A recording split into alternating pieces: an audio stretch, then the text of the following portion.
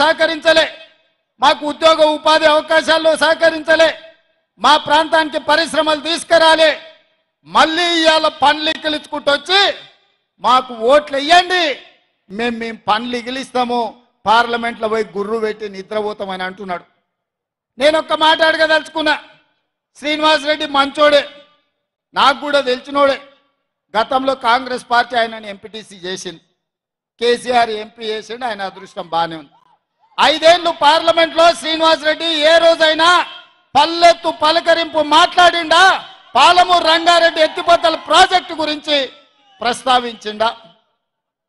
మనిషి మంచోడే కానీ మంచానికి పడ్డాడు.